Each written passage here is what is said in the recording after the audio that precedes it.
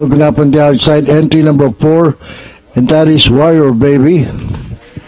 It's Warrior Baby. On the outside is Diamonds Wonder, Grando, entry number 1, Aquila Legis.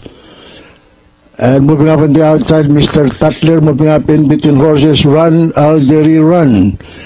At the mid-back stretch, the lead is taken over now by Diamonds Wonder by half a leg on the outside, and by the rail is Warrior Baby.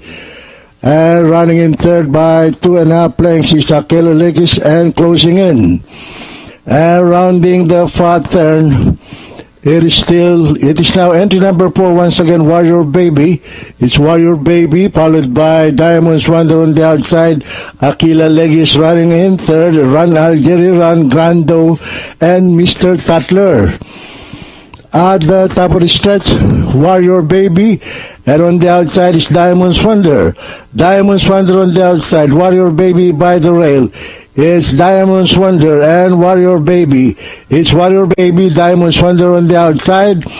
And finally at the payoff line is going to be Diamonds Wonder, Warrior Baby, Run Algeria, Run, Aquila Legis, Mr. Tatler, and Grando.